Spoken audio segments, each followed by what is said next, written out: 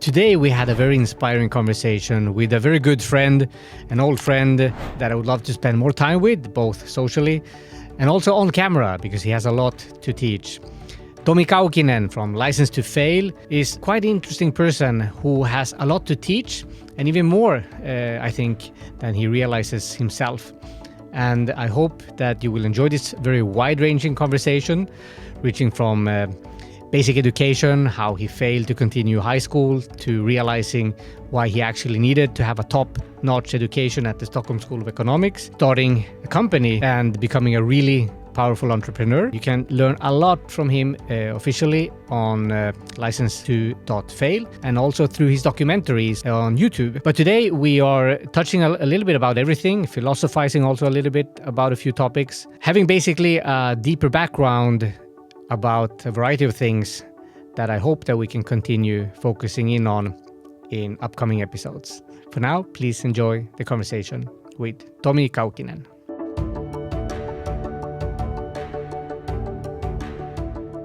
Tomi, welcome to the podcast. Thank you. This has also been a long time coming. Yeah. We've known each other for how many years? At least since 2012. Yeah, in our first startup, we were in the same same space in Fredrikinkatu. Yeah, and you approached me and saying that we're colleagues from the Stockholm School of Economics. Different year, but then we got to know each other in Finland. Did you go before or after me? Before. I signed in 2002. I still don't know. It was 2001. Okay, so you're 1 year elder on that. Yeah. So we're both from Stockholm, more or less, but our parents, your both parents are from Finland. Yeah. And my mother is from Finland. And we both moved back and we got to know each other here. And then we had our very different paths. I think when I have followed you publicly, you're a very public figure in Finland. And mostly you speak in Finnish. Having Swedish still as your first language. Yeah. So I've been following a lot of your thoughts and your speeches and so on. And it somehow clicked to me that I feel that you have had, let's say, the opposite starting path compared to me.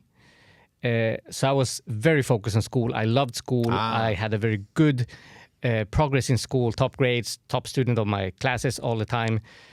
Since maybe 7th, 8th grade, and then the top student of my city, and then straight ahead into Stockholm School of Economics.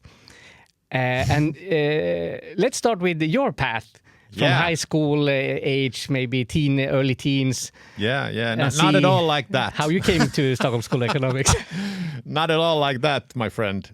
So for me, I was the best in class until 6th grade.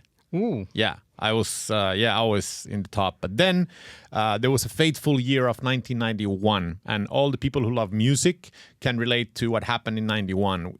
Within the span of I think it was like 44 days or something.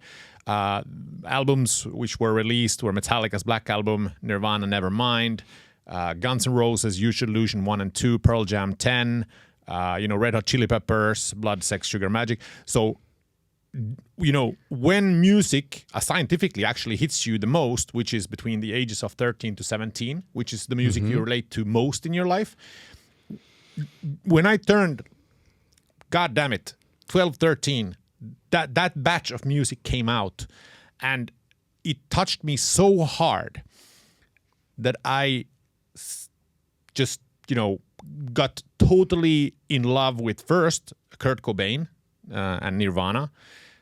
And I started painting with like a big, marker pen. I wrote like Nirvana and then, Black Album. Then James Hetfield became my house god. And I got a bass guitar as a present from my confirmation.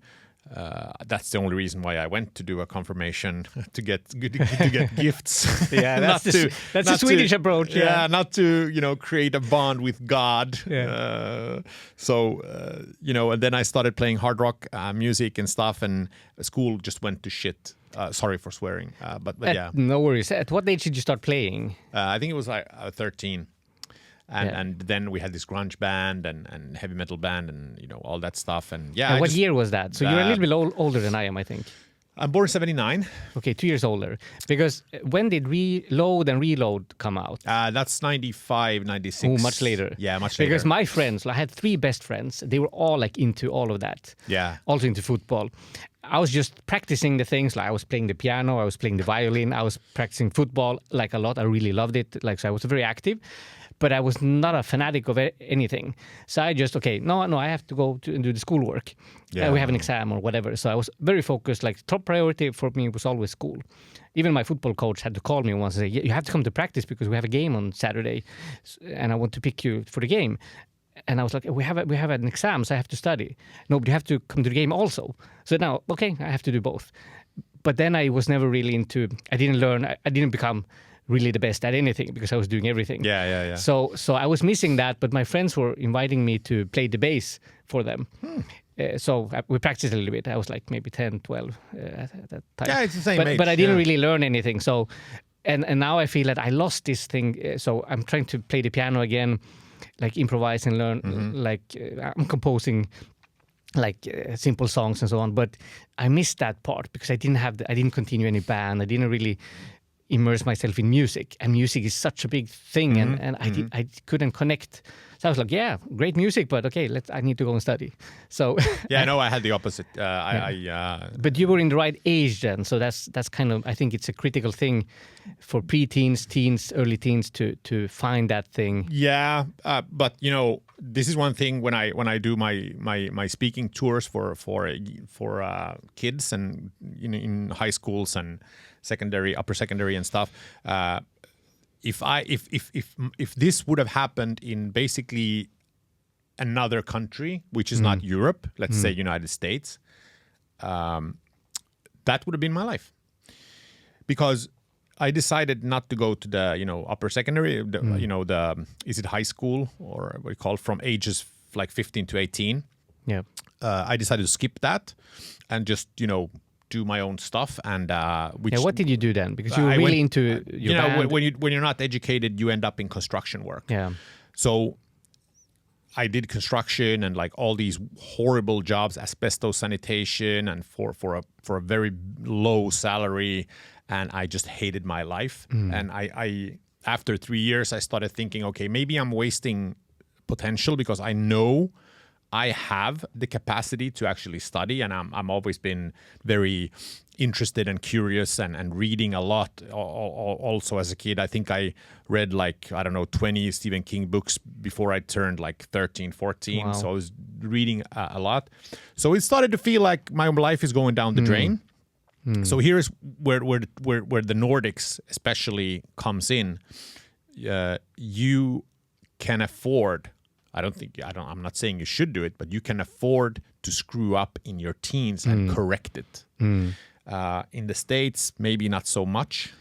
Would you say even that you should maybe experiment already in your teens? Well, the reason there is a difference between Finland and Sweden in terms of higher education. So if you go to let's say university or college or whatever it is, in Sweden, the way you apply is through your average grades from high school, or it's high school, upper secondary, yeah.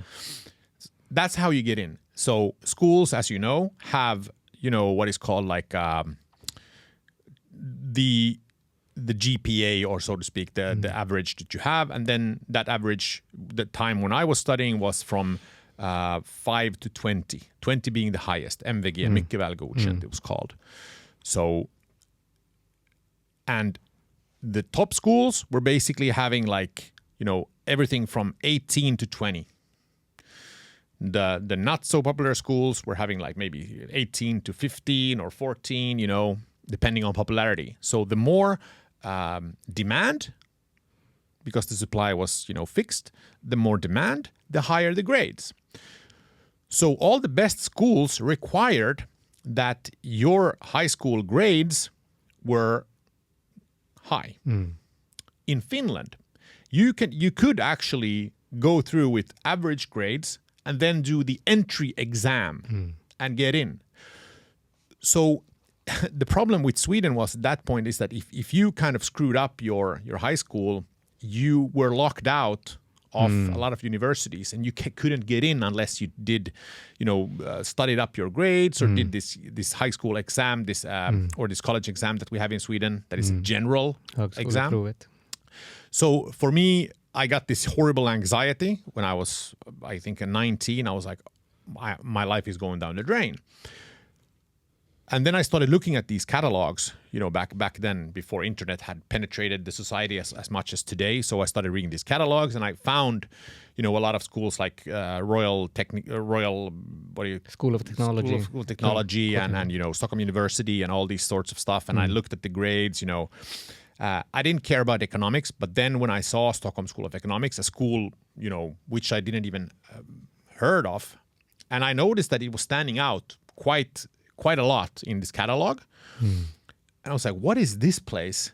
And then, there was some sort of statistics box there, which stated that, 97% of the graduates get a job before writing their thesis. I was like, oh, what? That sounds pretty and a really good job. And also, in the same fact box, I think there was they have the highest median salaries in Sweden.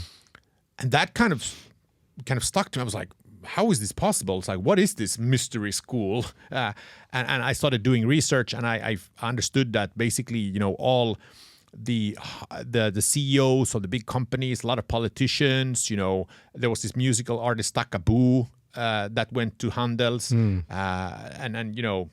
Christian Luuk. Yeah, Christian Luuk. I was like, what is this school? And it just was shrouded in this mystery of famous people and these really hardcore performers. And I was like, okay, I think I need to, get here because it seems to be opening a lot of doors.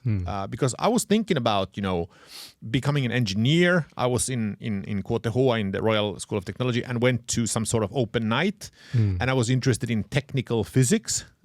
Which was one of the kind of hardcore things that people were studying. And I was only interested in because, it was such a hard thing. For me, it was I want to do something hard.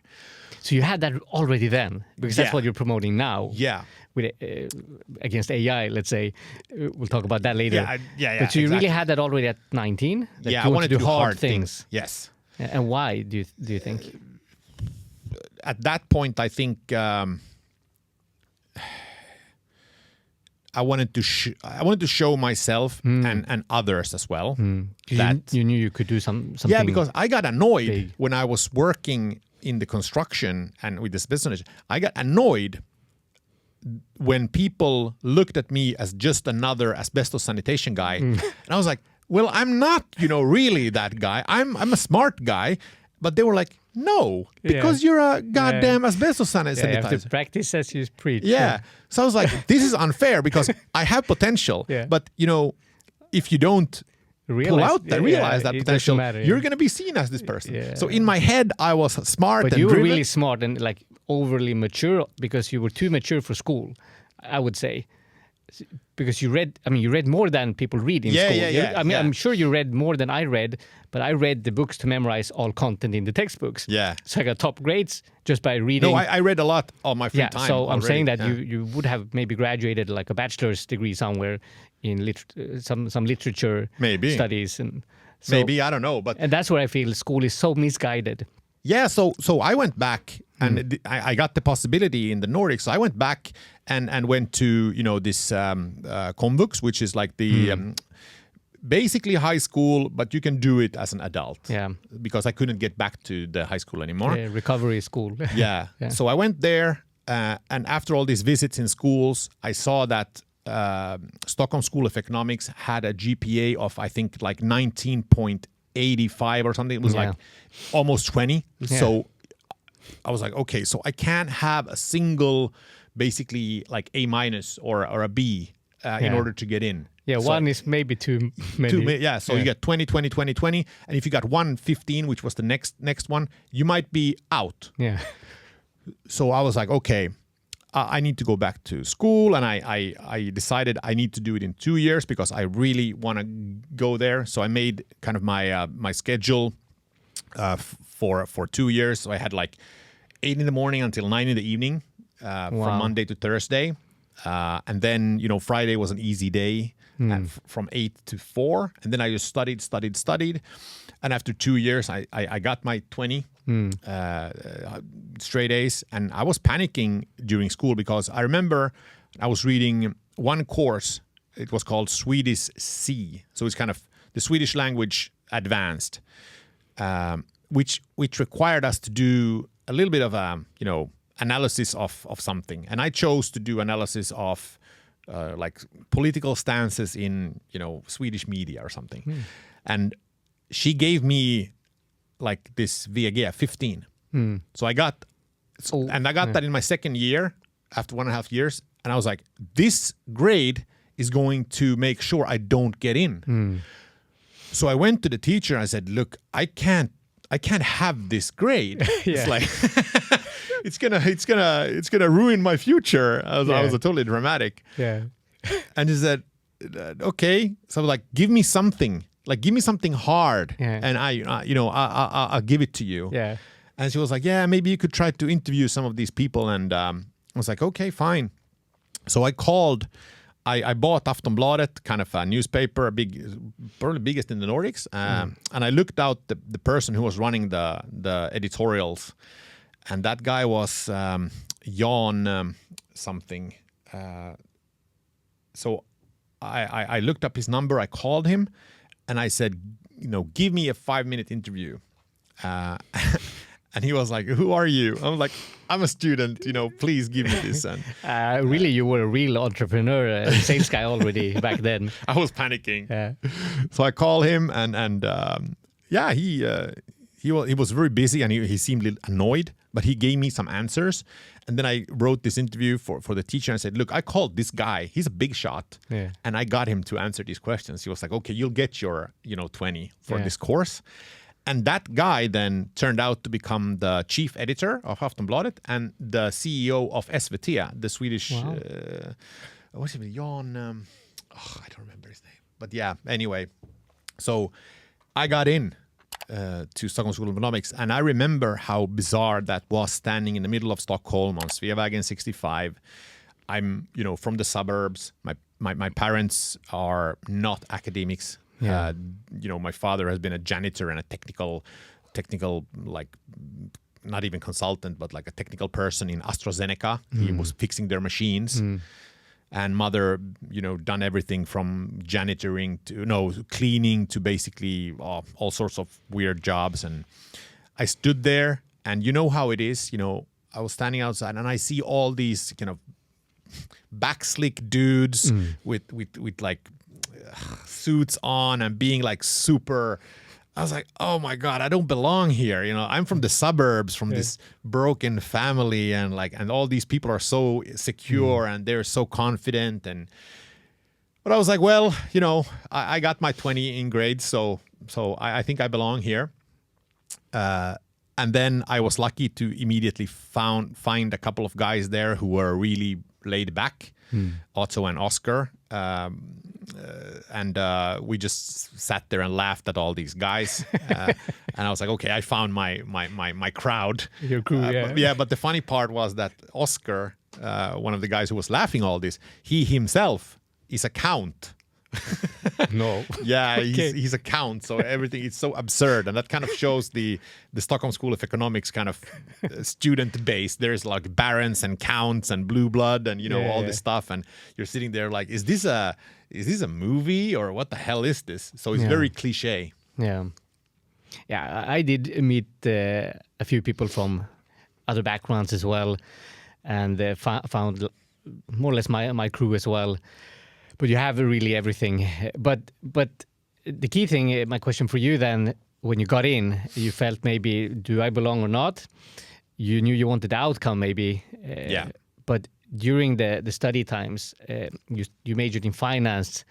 And did because it was the hardest. Exactly. So my question is, did you focus on studying then as opposed to, let's say, enjoying your time at university? Because I got to give you my parallel, so I was not the best in class in grade 6, but in grade 8, 9, I became... We have like inverted. Exactly. That's what I'm saying. I know you more than you know me because you write publicly so much, which I don't do yet. And at the same time, I've seen that the stories still converge somehow, and we have similar opinions nowadays about many things. So we can talk about some of those. Yeah. But at university, I really said, okay, why am I studying so much? After the first year, I was like, I can't ace all these exams anymore. No, it was I can't hard. memorize No. these Hard. textbooks anymore. So I started losing motivation. So why am I studying so much? So then I started getting engaged in all student unions, extra activities. So I was running the Noble Nightcap in 2002 when you came. I remember. I wasn't running it, but I was the logist. I signed up as a driver, like a first-year student. Yeah. I signed up as a driver.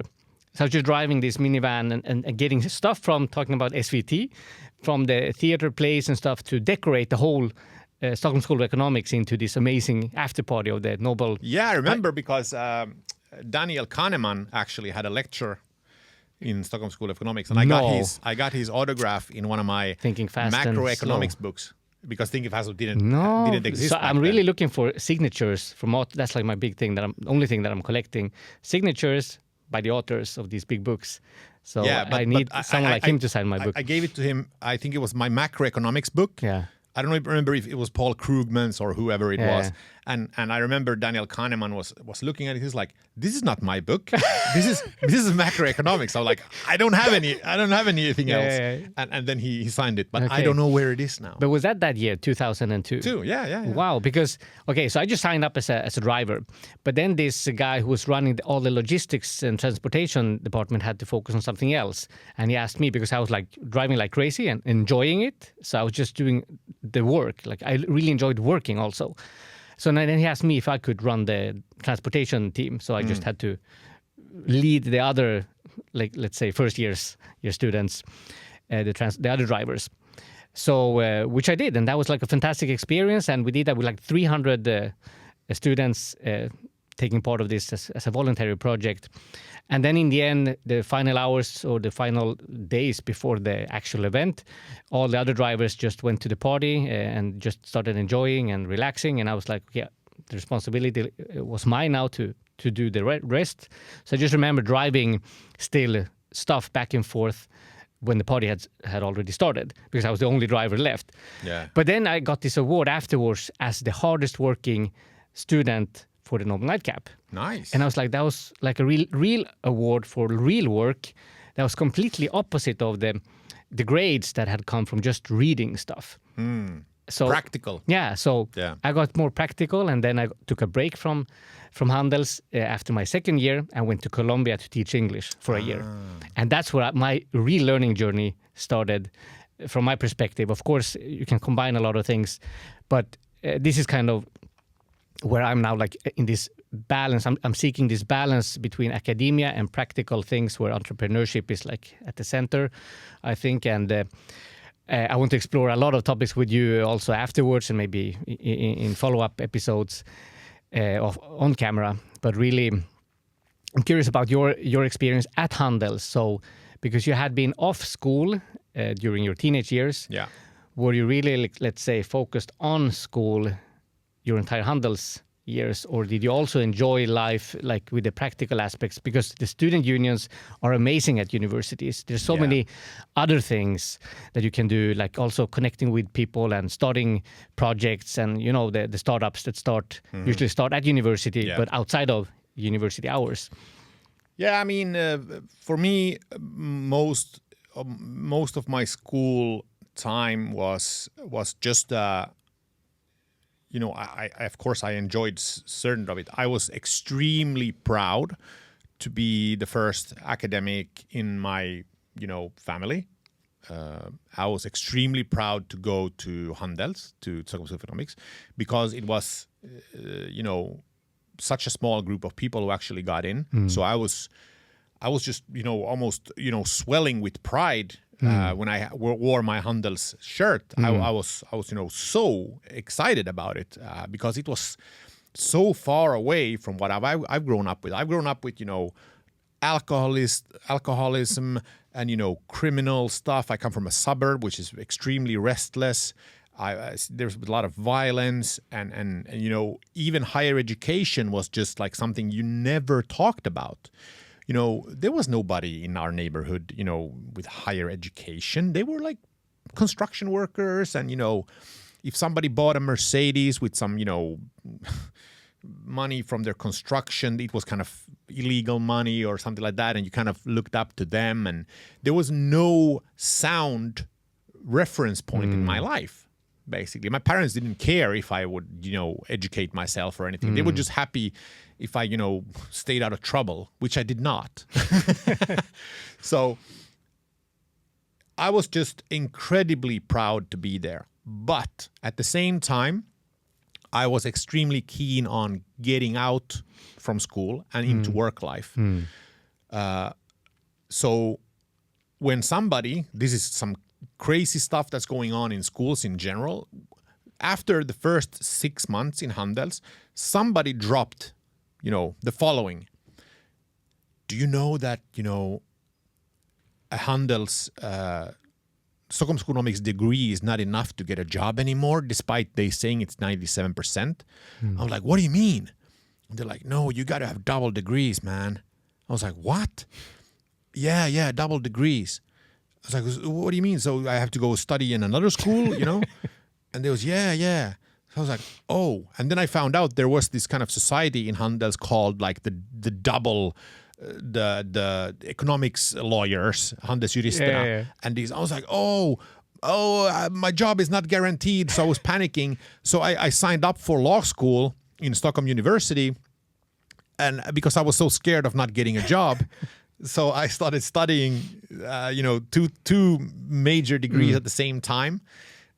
So I was, taking the bus between Handels and the Stockholm University and studying law school and then going back. And I did that for a year. And then I was like, I'm running out of capacity here. And I felt I was running out of capacity studying one degree at the time. And I felt that I was studying too much and having too little practical things. Yeah. So before you continue, because I really want you to continue from there, this thought experiment. What if SSE Business Lab had already been a big thing at the time? Because it became a big thing when Sebastian Siematukowski and his Klarna started out as Kreditor 2006, 5, 6, 7 when I started my double masters actually. So Sebastian was about to start his double masters with me at the same time. We did this assessment center together. And then he didn't come back after summer for class, but he came as a lecturer showing his startup case that they had just got invested in. And I really connected with the thing, but on a theoretical level. So we had a blocked seminar 1 week about entrepreneurship. So we were reading books about entrepreneurship, the psychology of an entrepreneur. And I'm connecting with a lot of things that I want to do with my life, like something big, not only academic, but not completely non-academic. So science-based entrepreneurship kind of became my thing many, many years later. But I didn't have the practical implementation opportunity or drive or knowledge, or didn't know how to put things in practice. And I feel that I would have benefited from something entrepreneurial at the same time as I started university, or after 1-2 years, or at least after my break 1 year teaching, because then I really fell in love with education on a deeper level. But as a macroeconomist, I had to still continue learning to figure out, okay, what was I going to do my entrepreneurship about? Because also, like at high school, I was thinking you had this ung företagsamhet, UF, like young entrepreneurship. And I was like, I really want to do something like that. But I didn't have an idea. I didn't know what to do a company about. So I didn't have any reference points when it comes, like what I lacked was reference points regarding entrepreneurship. Yeah. And I feel that you're like a natural born entrepreneur, if you could say so. No. Okay, so that's an interesting point. Yeah, no. Because I'm just thinking about your drive, and you like really learned a lot on your own outside of school, reading all these books, and maybe if you had a reference point or like a club for anyone who doesn't like school, make a project, like whatever you want to do. Yeah. And that becomes like an entrepreneurial project, and you can make money. So you don't have to get a job. So your fear of not getting a job, you were thinking like an employee. But if you had this mindset shifted like in your early teens that, you can start your own company which will give you the job. So you give yourself the job. So you don't have to wait for anyone else. And that's what I feel like we're stuck with still, with this employee mentality, where in the future, I think the only way to survive is to create your own company, create your own employment. Yeah, definitely. No, I mean, for me, it was only getting away from the suburbs, getting a good, well-paying job.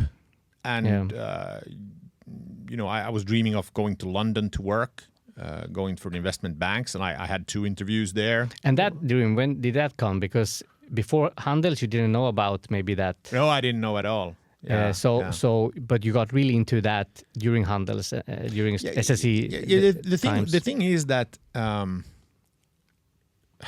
I went to Handels basically for the reason that it would open doors for me. I did never really like economics that much. That was kind of like, okay, this is good information. I didn't know what economics and business were. I didn't know the difference between economics and business. When I started, I was had this path basically designed by my dad, an academic medical professor. But I learned a lot of things during, but more things after graduating. So I want to get your perspective on, okay, when did you get into... first, you decided for finance because it was the hardest. Was that the only reason, or did you get this interest? You had this. Was it a real dream to go to London? Money. So that was still a drive. Okay, I need to get money. Yeah. Because I come from not very wealthy family. Yeah. We've been doing fine, but living still in like a shitty suburb and not having money. So for me, making money was really important. So after 1 year of studying both, I sat down and thought, okay, if I now choose one of these, if I choose law school, okay, what's that gonna mean for me? I liked actually law school much more than I liked economics because I thought it was intellectually stimulating. You had to argue, you had to find out loopholes, you had to figure out both sides of a case, and you have to interpret the law. I think was super interesting. So I really fell in love with law. But I decided that if I would stick to law, then I would become, this associate in a law firm, then go up, and I would get more stuck in a certain kind of branch of business than Stockholm School of Economics would allow me, because in Sweden, Stockholm School of Economics, it's such a powerful school to go to, because you basically, if you send out your CV and you are from Stockholm School of Economics, you will always be chosen before someone from different schools. And that's a fact. So it's almost like a secret society kind of vibe going there. So I decided, okay, I have more possibilities in there. So I went back to Stockholm Economics and I took extra courses in law, especially tax law, which I thought was super interesting because knowing tax law, I feel, gives you superpowers in society. But this insight, this knowledge, I mean, it's very advanced that you got as early 20-something-year-old. So, I mean, I'm realizing these things in my 40s, that, okay, maybe I should study those things as well.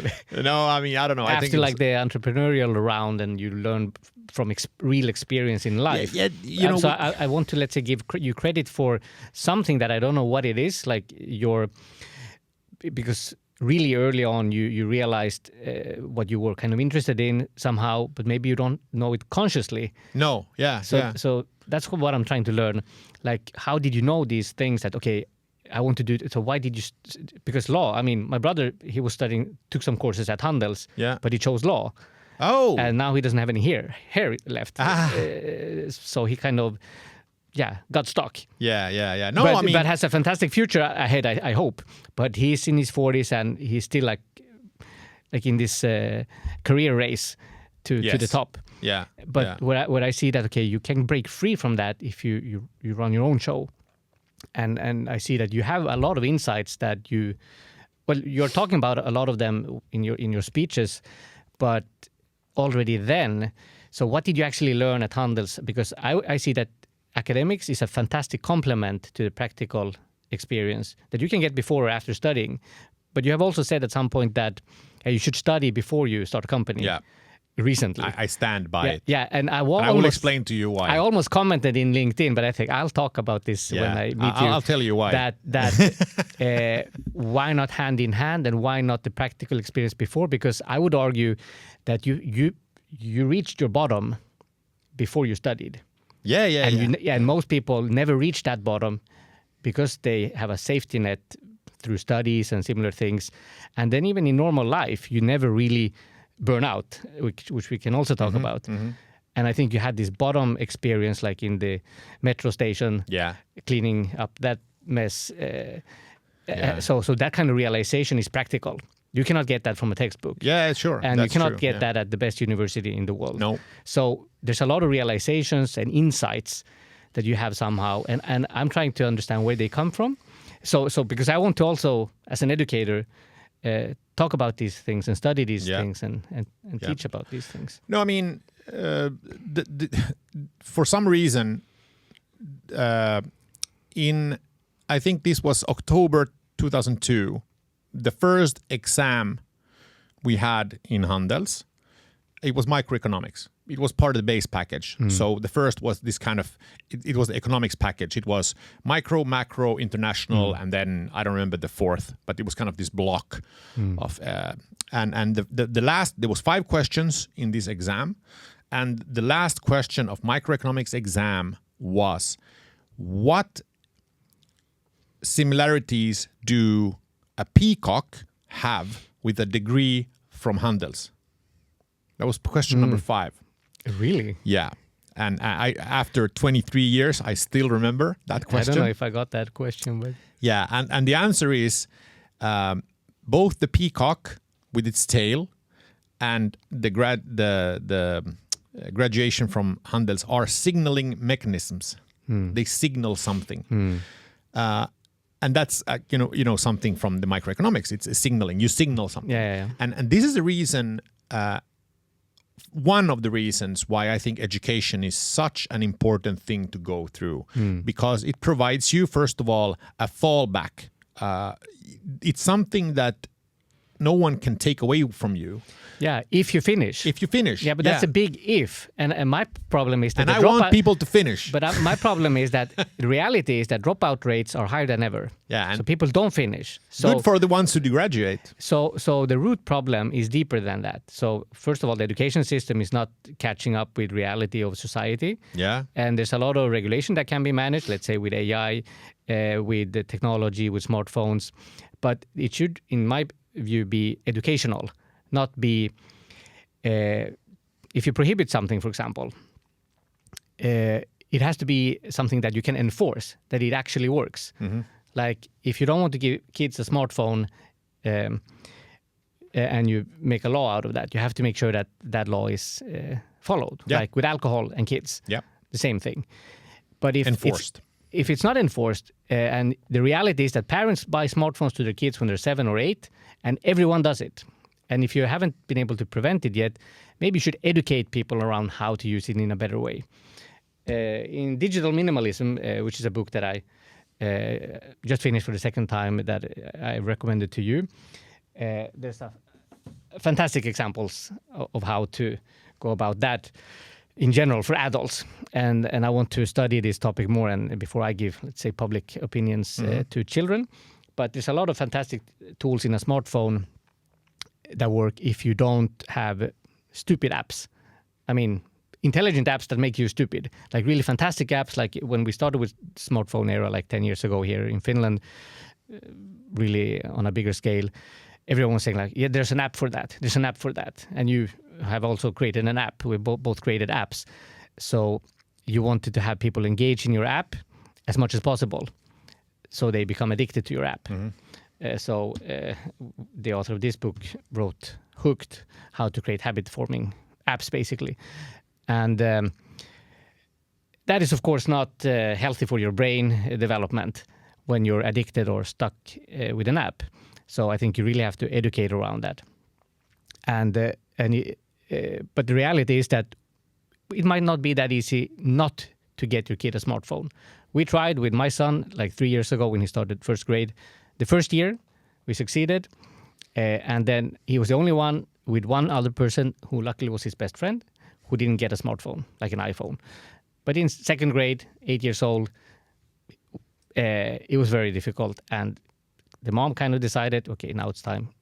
He gets left outside if he doesn't have a smartphone. So for me, the reality is, okay, we have to educate around it instead of prohibit it. And maybe that's another topic, like we can talk about that topic later, but how to deal with these technological situations. But for me, it's really about educating from practical experiences. And maybe you were... I don't know if I lost track of your initial thought I there. thought so, if I try to get back, what was the... education. So the point I'm making, which is contrary to a lot of these intelligent people on the internet talking about, is education first, entrepreneurship later. And the reason why it's like that, because you will have a fallback. If you go to school, get an education, nobody can take that away from you. And then if you start a company and you fail, which is very, very likely, you will always have that degree to rely upon. And the world is becoming increasingly competitive. You have China, you have other countries, India, with a lot of highly educated people coming out.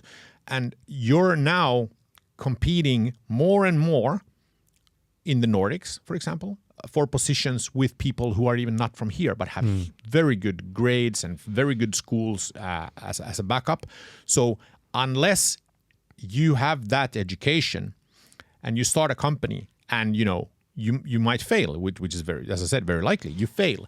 You are out of the race for getting a good position, because companies like KPMG or Big Four, whatever you want, they will require a university degree.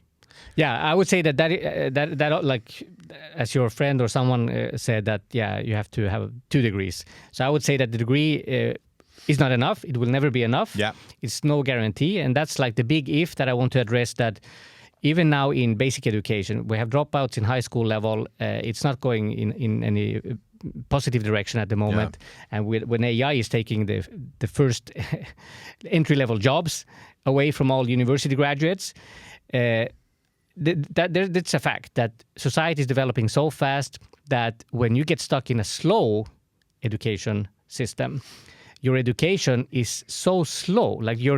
So I want to really semantically differentiate between education and learning and development, because I really think you have to learn and develop. Yeah. But there's also alternative degrees that I think are not existing at the moment that should come, so that you can show that, okay, I know this stuff and I can do it better than the Stockholm School of Economics graduate who has not done anything. And even if I start a company that fails, and most people should not start a company, that's not my recommendation. Maybe 1% succeeds, or maybe 99% should not start a company, but you should join a company. Maybe you should join a company. You should join and support an entrepreneur who's really a leader, a visionary, who knows what he's talking about, who actually also has experience. Because when you have these graduates who start companies, we have a couple of colleagues that we don't know, they're much younger than us, who started like an AI app for law. I don't know anything about it, so I really don't know what I'm talking about. But let's say that this is an example of my, like metaphorically speaking, that when you have no experience in law, you study economics and you make an app, you have like a genius programmer that makes the app for you, and you try to give advice to lawyers who have like 20 years experience in the industry. Maybe you should have this guy in your company, maybe developing the app instead of you. And while you study and learn, you can test things and learn. Because let's say that the entrepreneurial path is also a valid education path. So 10 years of entrepreneurship, or let's say 5 years, I would say teaches you more.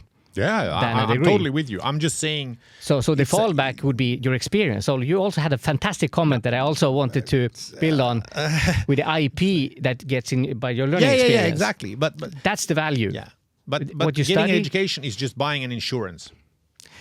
I would say that it depends also on what kind of, let's say, university you study at. Yeah. So Yeah. if you didn't study at Stockholm School of Economics And you're you in studied Sweden, at Södertörn. Ugh. yeah, then maybe why did you waste 5 years studying? Maybe you need 6 years, and Yeah. so and you might not Well- be the best well, student. you know, when you are a really practically oriented person, Yeah. and you could help a startup founder as his assistant, and then get a very good income through that, Yeah. Well, the difference is. and then study. I mean, I'm not excluding studies No, but I'm because saying, I if want you put to have these to two in both. line, if you put these two in line, studying hard will guarantee you your education. Working hard for a startup will not guarantee you success. No, but I would say that the only thing that guarantees learning and development is practical experience. I totally agree with you. And I would prioritize learning and development before education. So Yeah. I'm very proud of my double degree from Handels, Yeah. like really proud. But I prioritized becoming an entrepreneur in Colombia, skipping school for some time, learning about real stuff as an English teacher first, and then as an education entrepreneur, actually representing the first Estonian edtech company as a pioneer, bringing it to there while I was finishing my studies. Yeah. I had to travel back to Sweden like 7 times to finish my last exam and my hand in my thesis, but found through the experience also that, okay, what do I want to do my master thesis around? Low-cost private schools in the slums of Colombia. So from a macroeconomic perspective, I got out of the classroom. I really loved education. I liked helping my friends, but I want to do something bigger. And then as a macroeconomist, so I really connected my studies with my practical experience during my master thesis, thanks to my practical experience and thanks to postponing studies by staying more than I should have, academically speaking. Yeah. No. So in order to ensure there's no misunderstandings about my philosophy regarding entrepreneurship. Yeah, I want you to have a philosophy really. And all promote I'm it. saying is, I'm not saying that education is better than practical. Actually, I think the opposite. The only reason why I think you should get educated is because the high failure risk. But you say first. I mean, I only First, I only care about the word first. Yeah, Because I first. also promote both. Yeah. As much as you can. But yeah, I would love to take a degree in law and also finance, masters as an extra degree. Yeah. No. But, So but first, I need to know why I'm doing it. you're doing it as an insurance. Yeah, but that doesn't motivate you enough to finish, in my No, opinion. but most people just want. I would say most people want just to get a job, a good, well-paying job, make a career. I'm not one of those people because already after 6 years of graduating, I was working, with investment banks and these kind of firms. I quit because it wasn't for me. And now, in contrast to what you're saying, I think everyone should become an entrepreneur because you learn about realities of life as an entrepreneur. Yeah, it's the best school of life. In a way, if I you agree, say but it. maybe you can be an entrepreneurial, helping someone if you don't have this idea. So I would have loved to join a startup very early on to learn about startup life and learn through that while I was thinking about my own life. Yeah, and actually, I just And then a few years later, I would have known how to better maybe start my first company. Yeah, and now a lot of these startups in Nordics are starting to use this American kind of style model where you have the founders associate. So they bring students to do all the basically crap work for the CEO, and they get this kind of learning but environment. that's a very good role. Yeah, exactly. I'm not. I don't like that. I wouldn't do that because I'm an egotistic because person. you are the founder. Because I want to work for me. But you are, for me, the natural born founder. But let me ask you then, why would you not feel that you would have started a company earlier instead of graduate, like before you graduated, if you had the ecosystem of entrepreneurship around you? Yeah, say, might be. I mean, because for entrepreneurship, I'm analyzing and following these things quite a lot, and think about myself, but then I see you as the inverted version of me somehow in many senses, and that's why I really want to dig deeper into this with you. It wasn't even the whole like entrepreneurship didn't exist in my world because I thought they were up until 2011, 12. before I started my own company, for me, entrepreneurs were some sort of special specimen. Certain weird types of people, like type A personality, crazy people with crazy visions, and I remember when I met these people in my previous job in private equity, I met these weird founders that had sold their companies and stuff, and they were so eccentric and they were so like boxed-minded and like all over the place. I was like, what is this? So I couldn't relate to those people at all. But then when I quit and became an entrepreneur myself, I was like, and you don't understand how you changed during that journey. But take us through that journey. Just summarize, like, how did you finish your studies, Stockholm School of Economics? Everyone can read publicly about your early years in the investment banking industry. Yeah. But so some highlights, and then why you started your first company, the student showing you something, and then going through your learning journey as an entrepreneur. Like, did you find like this why to start your own company, and then you just went and did it? You quit your job, put all your saved money, your apartment into this, your own entrepreneurship. But take us through that. You have a beautiful entrepreneurial journey. And for me, it's like, okay, if you had that 6 years earlier, skipped studies, you would be where you are now, 6 years earlier. And let's, because then you got an employment again. Well, we have to focus on the burnout. So why did you start the first company? And then why did you burn out in the end? And then now, as the license to fail founder, speaker, promoter, and really serial entrepreneur, what's your key advice and lessons learned here that you would want to teach everyone, if you kind of summarize some top points? Basically, the reason why I quit my actually very well-paying job in the middle of career and everything was because I hated it. There was no why. So I found it harder and harder to motivate myself to wake up in the morning, to just sit with Excel and, make money for other people. There was no mission in the job except to, make money. But you had fulfilled your dream. You had a lot of money on your bank account compared to I basically... So you had achieved the dream of making money. So if I would have... having an employment. Yeah, so if I would have, at that age of around 30, shown my life to my 18-year-old version, I would probably be like, oh my God, I'm living the dream. But then when I got to that dream, it was hollow. There was nothing there. And I thought, okay, money has a price. The price of money is how you make it.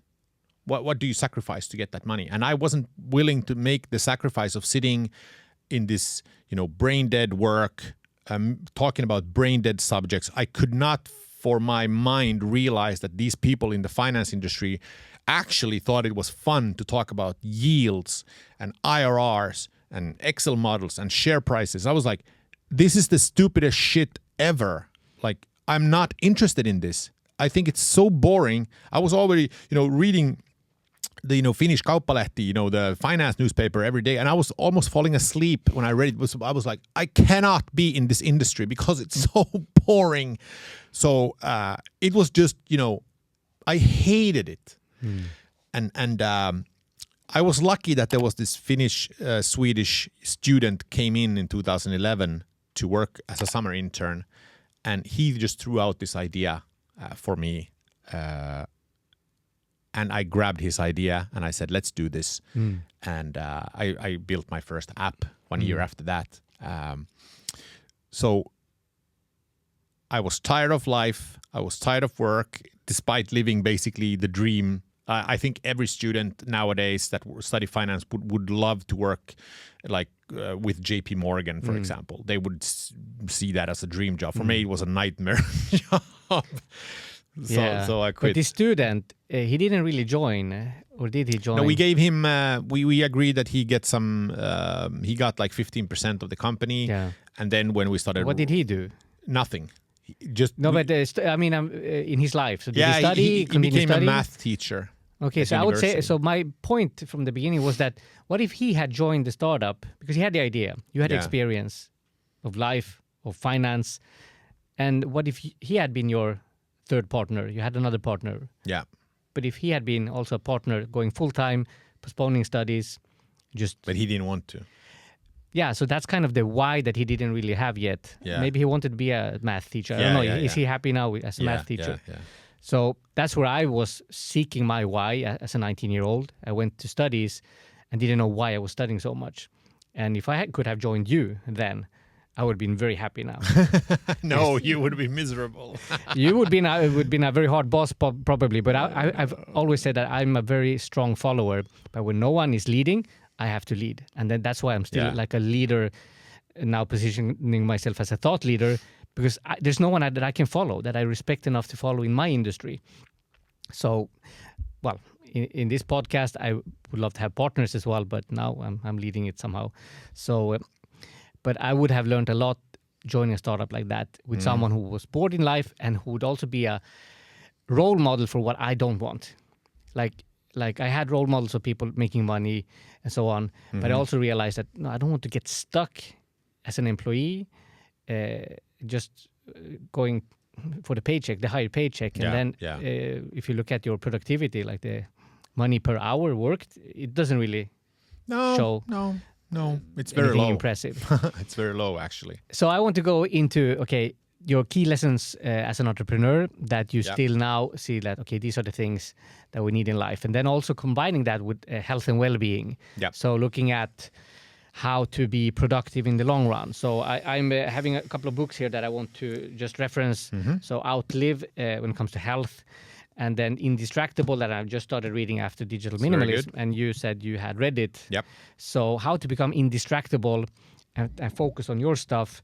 Maybe taking 3-hour walks plus like Nietzsche, and then really there's a comment from Nietzsche in that book, or a quote around saying something like only the thoughts that come out of walking. Credit no thought that has been perceived whilst not moving freely about. Exactly. So you have to walk and get the thought when you're walking, and I have enjoyed walking for a few years. Credit no thought not born in open air, all whilst moving freely about. Yeah, so I would understand that as you get the best ideas when you're walking. Yeah, we know that. We know that. And also, like yesterday, I was walking to the office. It's a 45-minute walk. I came to the office. I sat there 15 minutes, and then I didn't know what to do in the office. I walked back home 45 minutes. So I did my work like while I was working, my thinking, my strategy, my messaging even. So then I had the smartphone with me, so I really use it a lot when I work. But then sometimes I go for just walks. And then I only take this my new phone. I either don't take a phone, or I take a phone that has no distractions. So I'm trying to become more and more indistractable. But since 2014, 15, 16, when I was also creating an app, I realized that notifications is not helping anyone. So we did not have visible notifications in our app. So I don't have my phone on. I don't get phone calls. I don't get distracted easily. But it's something that I try to improve as much as I can. You read this. And how to be, let's say, an optimal entrepreneur without burning out. So if you first summarize everyone can hear your startup experience at other places, but please summarize some highlights, lessons learned, and then your burnout experience and why you're now speaking about it, and then how would you recommend people to function these days? Well, it's all about the why once again. So and again, Nietzsche, he who has a why can tolerate almost any how. So one of the biggest issues with startups regarding the why is pivoting. So let's say you figure out that, okay, this is the company this is the problem I want to solve, and I want to do it with my company. And then you release version, 1.0. You get financing for that idea. You launch it, you work with it for 6 months, a year, and the final verdict of that product, for some reason, there's no market for it. It doesn't work. So you change traction. You notice that, okay, maybe, as in when Instagram started, they had this kind of Foursquare type thing, and they noticed that people were sharing pictures, and they took that and made it Instagram. So the same thing happens with a lot of startups, is that you have to change your focus or product at some point. It's very rarely that the product you actually, conceive or start with is the one you end up with. So you're going to pivot. So the problem with this pivoting is, if your initial vision doesn't pan out the way you want, you might be so lured in by the whole startup experience. You think it's so much fun. You think it's great.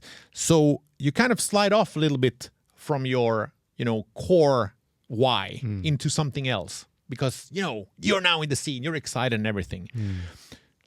So what I would suggest, because this happened to us, I was doing in the sports sector, we're doing an app working with Spanish football clubs and, doing a lot of stuff, and it didn't work out the way we wanted. So we took parts of that app and turned into another product. And that's where I kind of lost the why. And it became more of a survival of just doing something. So at every pivoting stage, when you realize that, okay, this specific thing didn't work, I'm going to do this next thing, you need to ask yourself, is this something that I could commit to for the next 7 to 10 years? Because that's what it's going to take to build a successful startup. It's going to take between, maybe 5, 7, 10 years before you can do that exit or whatever you want to do. Are you ready to commit to this? Is it in line with your heart's values, to sound a little bit hippie-ish? Is this something that you will live and breathe for 7 years? If it's not, consider jumping ship or just, going back to finding what you want to do. Yeah. That's one of the biggest learnings. And if you had not pivoted that time when you were kind of living the dream, but you had to pivot somehow for some reason. But if you had insisted, okay, the market doesn't understand it yet. Yeah. For some industries, that's just crazy talk. But in my industry, that's my opinion. By experience, and also let's say that I think I know that the market has it wrong, and that's the education market. I know that school is not the way it should be. My son is a smart 10-year-old, and going back to your experience, he's already bored, too smart for school, and he would need a challenge. Life needs to be a little bit harder, more challenging. And boys, for example, get those challenges playing video games. And it's also more entertaining, but it's difficult and entertaining. So you have this,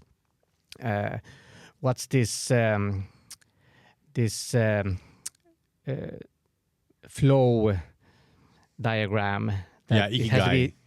Not Ikigai, the purpose thing, but the flow diagram with the challenge and it has to be challenging enough not to be too easy, so it bores you. But then not too difficult, or not whatever it is. Exactly. I recommend people to look at that, the flow state, how to get to the flow state. But then also just being bored. I mean, nowadays, kids can't get bored. Boredom is a luxury. So the most boring thing in kids' life today is school, in many cases. So, and the smarter you are, there's no challenge in school. It's too easy or too boring or something. So then... you're not really paying attention and you're not progressing as you should. But if life was not as entertaining as it is with all technology we have around us, then school might be more interesting again.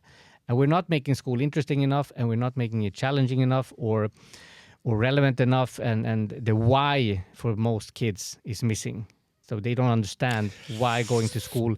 Because I'm saying this not maybe for all schools, but in general, that is the case, that school is not really updated as it should be. If you look at what society requires from students and from kids, and what kids are actually doing on their free time, being so much more entertaining than what the school is offering. And also, like, people learn from YouTube more than they learn in school. And also, there's so many dimensions to this.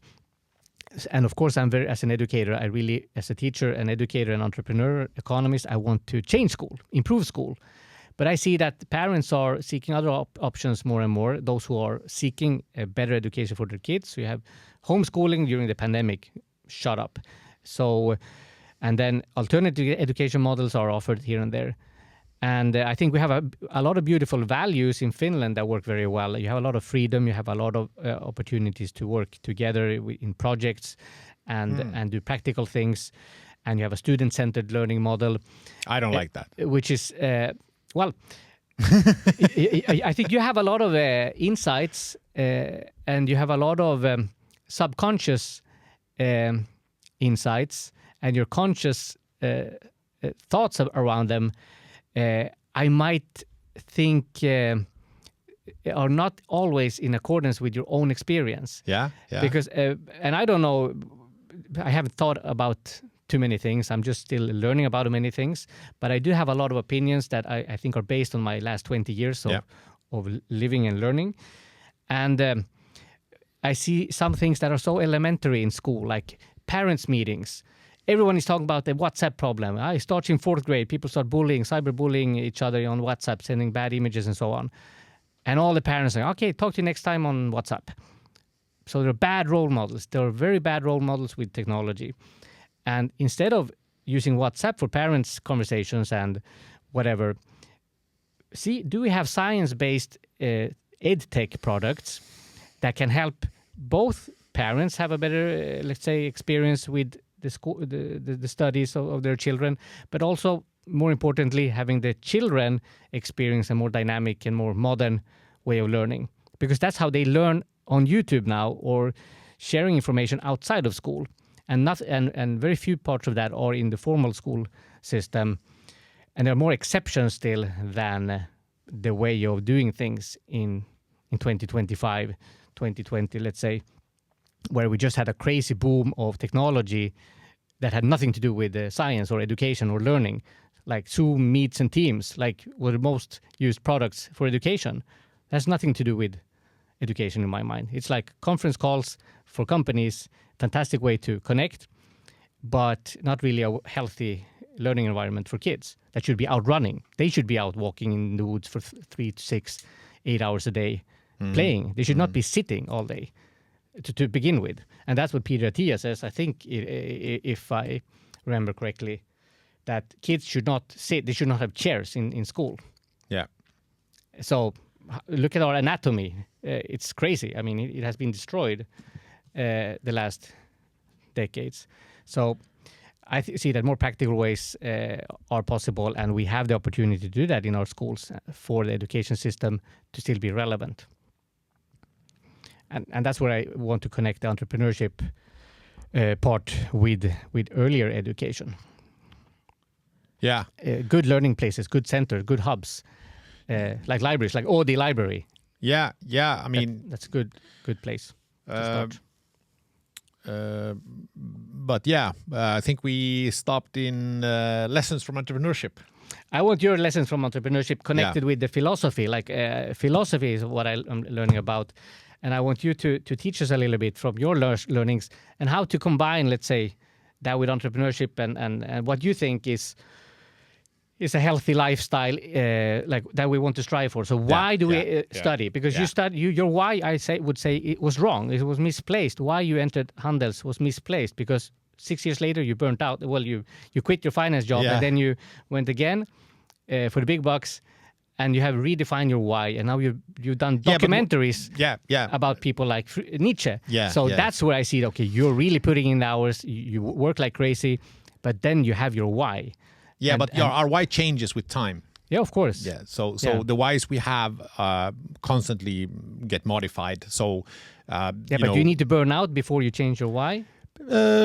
It's a good start. Yeah, or hit rock bottom. Yeah, I mean, or should the education system somehow like adversity. What are you speaking about to the young kids? One of the taglines I have is that burnout is a transitional phase towards a meaningful life. Yeah, but doesn't the wise person learn from others' mistakes instead of just having to learn from? No, well, the wise person don't make the mistakes. No, don't get into the same. The wise person doesn't get into the same troubles that the smart person can solve. Wow. That's the difference between wise Yeah. and smart. Yeah, I'm just thinking like, okay, to be smart, you learn from your mistakes. But to be Yeah. wise is to learn from others' mistakes, so Yeah, that you but- don't make the mistakes. And that's what, from my perspective, what the education system should be about, so that when you come into your employment, you're happy there, and that you don't have to, let's say, burn out or work, crazy hours. So we have a very good situation in Finland. So when I speak, I don't speak about Finland only. I speak about in general, and the modern society, including Finland, has a lot of these things still not updated in the education system. That we are satisfied, but we are not really reaching our potential as human beings. Yeah. We're not tested. We don't have these hard challenges that we are, let's say, motivated or disciplined to pursue. Yeah. Regards, the learnings is in entrepreneurship is that I think everyone should do it at some point in time. I think academia versus practical experience is increasingly becoming more and more distant. Academia has kind of, branched out to a lot of insane stuff. A lot of weird theories are coming out of universities nowadays, which have no ground in reality. Partly due to postmodern philosophy, Derrida. A word can have many meanings, etc. So universities nowadays, I'm not saying the technical universities perhaps, but in general, there seems to be a growing skepticism towards what academia can offer in terms of a mirror towards reality and practical life. It seems that practicality is moving away from institution and academia is kind of bound in its own little bubble of theories that they reinforce by quoting each other in peer reviews and all the stores. Exactly. While reality is working totally in a different direction. Yeah. And the fact is, life happens in reality, not in your textbook. It's reality that gives you immediate feedback for your stupid decisions. You get smacked when you do mistakes in your startup. Your cash account's going to suffer. It's going to hurt. You're going to meet psychos who are gonna be mean to you. You're going to get slapped. This is life. Life doesn't happen in theory. I'm very passionate about this because the more entrepreneurial I became, the more I started laughing at all these theories that we learn. To its defense, I have to say, studying finance at least gave me tools that I still use. In finance, most of it is irrelevant, probably for real life. It's a lot of theories, but certain stuff I actually had very big use of, which is like cash flow analyses and stuff like that, DCFs and, doing valuations, because you do it in startups and you understand kind of the big picture of finance. That was really good and very practical.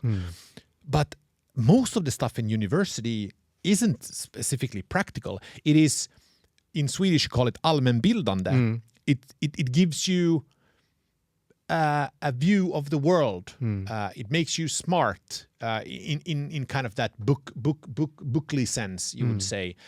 It makes you, you get a lot of common knowledge, but the application of those theories, that's a different story. Yeah. So I'm seeing a huge problem now if academia doesn't, get their shit together and start understanding that the whole reason for their existence is to work in practical life. And that's what, the antique guys, Romans, the Greeks, they understood that. Especially the Romans understood the practical stuff. They were very empirical in their kind of mindset.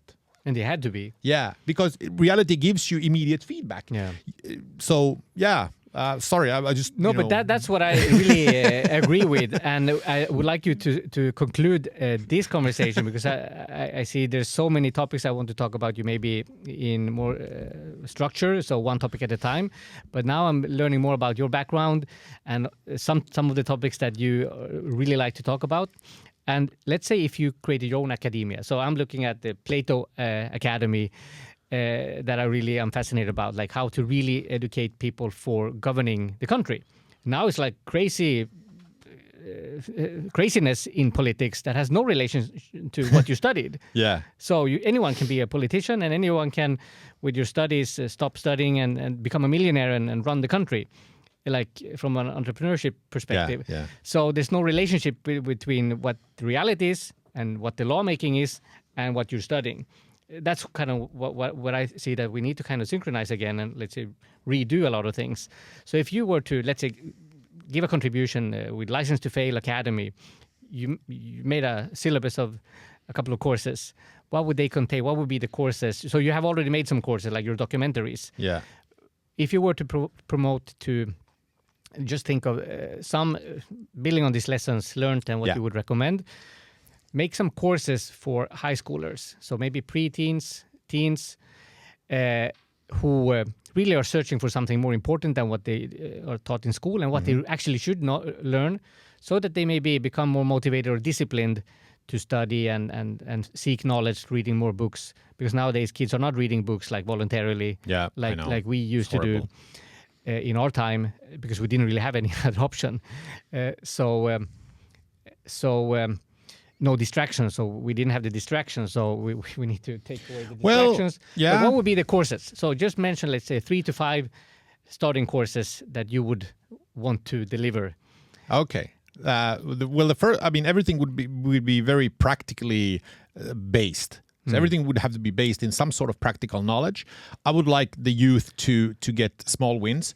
I would make them understand that reality happens in reality and not in your textbooks or and what movies. would be the title of that? That would be,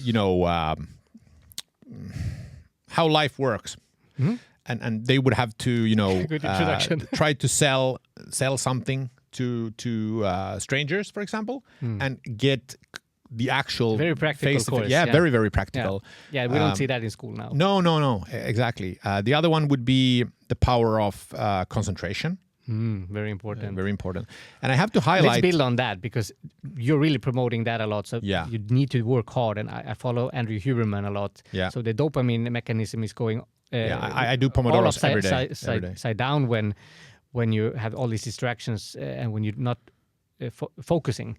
Yeah. Like Pomodoro, and I think I actually introduced the Pomodoro to you in 2012. Yeah, maybe. I'm a big fan. I've done thousands. And you have really become the master in so many things that I still mostly am theoretical about, because I feel that I became too academic. But then I'm really, when I have to be, I'm very practical. So, for example, now, like with my Pomodoro timer and so on, I'm like, no, now I'm reading. I don't need to go and put on my timer, because that's the distraction. So my tracker, my tracking devices have become my distraction. So then I can sit and read without count how much I'm reading. Yeah. And before, I mean, maybe that was I started using it in 2011, I think, to write. So I wrote every morning. Good. So to have my writing session. Yeah. So I have my first draft. I wrote 100,000 words, but it's been taking me 11, 12, 15 years to get the second draft. So it takes it's time. a work in progress, but you also have a book. So let's finalize with your book that you're writing. I don't know if it's public information. Yeah, I still write it 6 Pomodoros a day. Fantastic. That's impressive. So, okay, the second course... power of concentration. Concentration, and I have to, since you haven't read Ni Real, I'm gonna, Please do. I'm gonna tell you something from that book, which I use when I have my keynotes about distraction and concentrated work. So I always thought that smartphones and computers and all this modern notification stuff was the problem. That's before I read that. I read 5 chapters, so I understand. So what he says, which is totally true, is that the problem isn't all this stuff. The problem is intrinsic. And I take this example. We all remember pre-internet or pre-social media that you sit down, you're studying for an exam, you sit down. You have your books in front of you. You open the book. You start looking at it like this. Then 1 minute passes. And you're like, oh, I'm going to take the Coca-Cola bottle, read the, you know, I have a friend- the contents of the bottle. Yeah, and yeah. you started looking at books in your bookshelf. Yeah. And there's no smartphone even close to Yeah. you. Your mind hates concentration. Yeah. That's why it's a power you have to develop. So basically, our minds hate concentration. Our minds hate doing one thing. So I would say concentrated time is suffering. And our body wants to avoid suffering. So it tries to escape from that suffering situation by distracting itself. The only thing that these modern stuff do is that they relieve us, and we can blame externalities from stuff that actually come from inside us. That's why it's a skill that you need to cultivate, because concentration is hard. It's hard to sit 25 minutes and just focus on one thing. Yeah. So as I think, But it's harder with a lot of stuff in your room. It If you're becomes shut down in increasingly total harder. isolation, Yeah, that's when yeah. you get bored and creative as a result. Yeah. So time management is basically pain management. Yeah. So So if you it's can very manage your difficult- time, you need to manage your pain. Exactly. Yeah. So it's very misaligned then to blame kids for being addicted to smartphones and then in class not being able to concentrate because no one is teaching them how to concentrate. Yeah. They don't have opportunities even to develop the concentration skill. Yeah, and this is the donut test all over Yeah. again. You know, people who can delay gratification Yeah. perform better in life. So I think, you know, children should be forced to concentrate. I mean, we shouldn't give them the option of sliding out. We should say, this is how it works. Set clear boundaries. You need to focus now. There's no way you're going to get out of this situation unless you focus. Yeah, someone had this writing tip that today, I mean, if you need to write, or if you want to write, just put the timeline in your calendar that, okay, now you write or you do nothing. So the option is nothing. The only option, like to do your homework or to study or read this book, is nothing. You're allowed to do nothing. But people cannot sit still and do nothing. I mean, this is electric shock example. I think it's in the same book. Yeah. So people would rather take an electric shock instead of just doing nothing, if that's the only thing that they could do as an option. Yeah. So if writing is the only thing you can do, sooner or later you will be writing. The writer's block will disappear. Yeah. For authors, for example. Yeah. But so the third course. The third course would be probably some sort of classical education. You know, classical. I mean, we call it classical knowledge, but it's mostly, you know, all too human, because humans have always been the same. We are plagued by the same issues in different formats now. The human is the stuff you read from the Roman times or Greek times. They already figured all of this out, you know, and we think we're, you know, reinventing the human and we're different. And, you know, that's just crap. That's not true. I mean, the human condition is always the same. Like, why are we suffering? Why am I here? We're jealous. We're you know,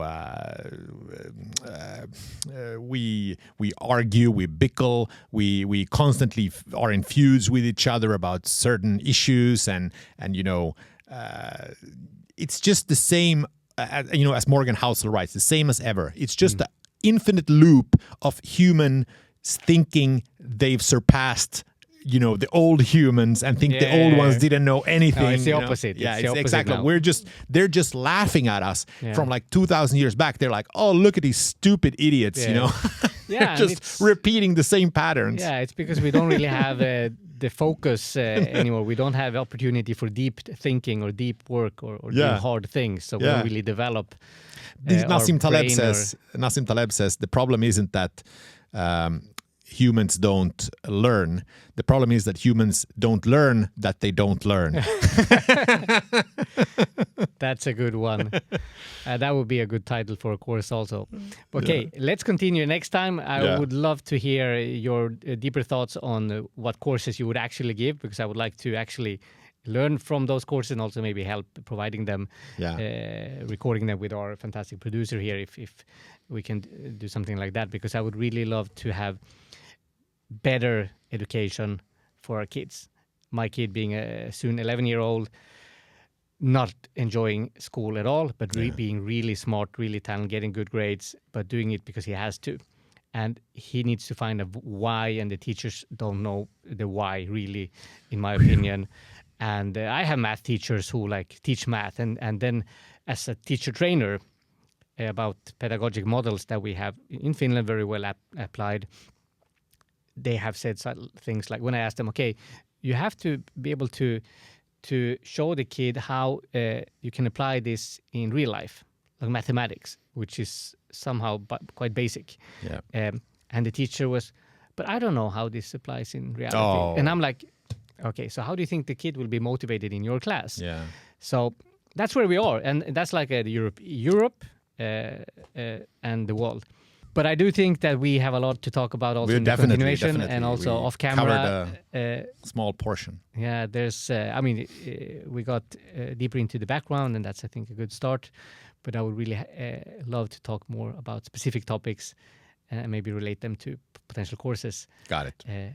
To educate the world. Yes. Regarding entrepreneurship, practical and education, and real education, practical education. Thank you. Thank you, Tomi. Encantado. Hasta la próxima. Un placer. See you next time and have a good day. Hasta pronto. Ciao, ciao.